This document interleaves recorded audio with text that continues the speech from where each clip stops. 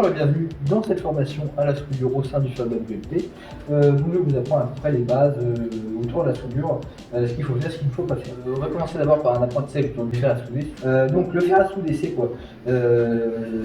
Ici en l'occurrence on a un bloc qui possède le bouton on-off. On a un variomètre qui nous permet de changer la température et donc l'intensité de puissance, tout simplement la puissance de la résistance qui fait chauffer le fer.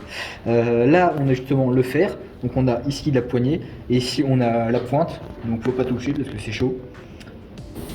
Vous l'avez peut-être entendu, ça crame. Et donc c'est avec cette partie qu'on va entrer en contact avec l'étain et les matériaux à souder. On a grosso modo deux types de fer à souder. Ici on a avec les variomètres, c'est plus pratique pour la chauffe et la soudure.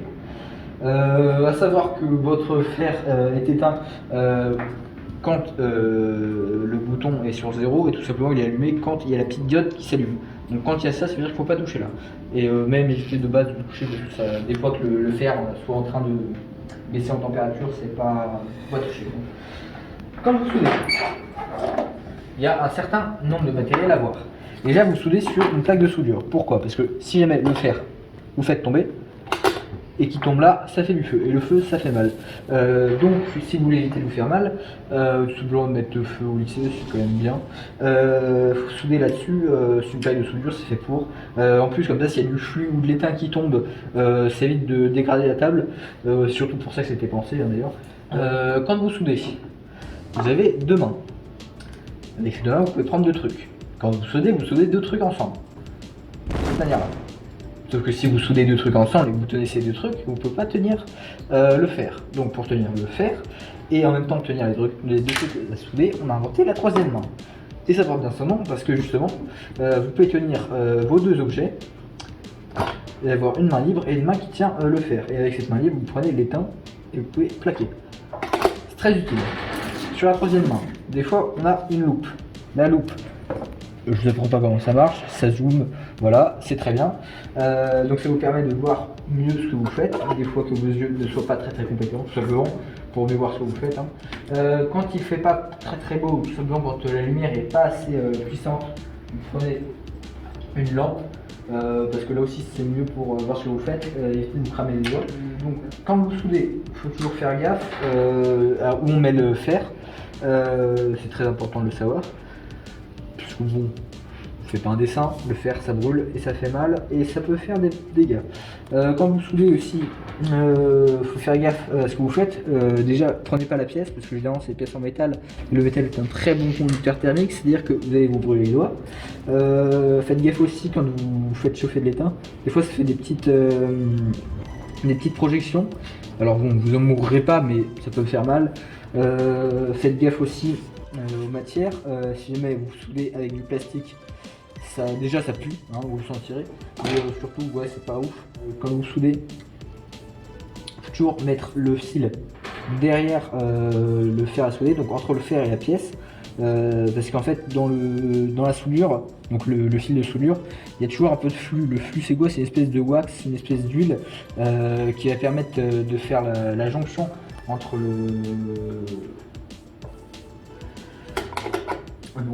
la jonction entre la pièce et l'étain, et ça va permettre aussi de bien répandre l'étain. Mais le problème c'est que si vous posez directement la soudure comme ça et qu'après vous allez l'appliquer, le flux a tendance à s'évaporer ou tout simplement à se répandre autour du fer, ce qui fait qu'on a moins de flux et du coup la soudure est moins optimale. Voilà. Le flux, vous le verrez quand vous faites une grosse soudure ou même que vous dessoudez, vous voyez, ça remonte, ça fait des espèces de plaques d'huile bizarre. Vous pourrez aussi souder au sein du Fab Lab sur des plaques et des cartes. Pour ce genre de soudure, c'est un peu plus spécial. Déjà, on a des plaques faites pour. Vous mettez les petits picots là. Là-dedans, ça vous permet de créer la carte ici et après de mettre la plaque. Époxy cuivré, c'est tout pratique. Ça vous permet d'avoir un moule et de pouvoir rectifier vos bêtises.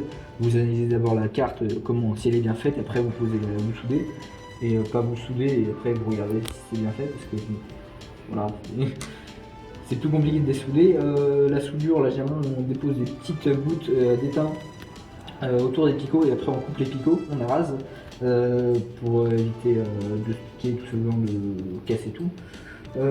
Mais après c'est soudure un petit peu particulière, donc voilà, si vous voulez souder. De toute façon, quoi que vous faites au Fab Lab, voilà, si jamais vous avez une question, quelque chose, vous demandez à quelqu'un de compétent qui vous expliquera très bien comment ça marche.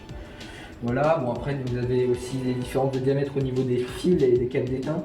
Donc là c'est vraiment chipoté, mais si vous avez une grosse soudure à faire, vous voulez une grande quantité d'étain, le diamètre peut jouer, parce que si vous avez un diamètre plus épais, vous aurez plus de masse d'étain sur une même longueur de fil. Voilà. Après les outils, vous avez une pince coupante, une pince pour serrer, tournevis. Vous voyez à peu près comment ça marche. Si votre fer est sale, vous l'essuyez sur l'éponge, mouillez au préalable, ça marche mieux. Si jamais il y a un problème au niveau quoi que ce soit de fer, vous débranchez tout, puis vous appelez quelqu'un de compétent, ou alors un professeur, mais généralement il y aura toujours un référent. Voilà, je crois que j'ai fait le tour. De toute façon, si les questions sur quoi que ce soit, vous venez, wow, il était lourd, vous venez demander à un élève référent ou quelqu'un de compétent. Puis voilà, sur ce format vidéo.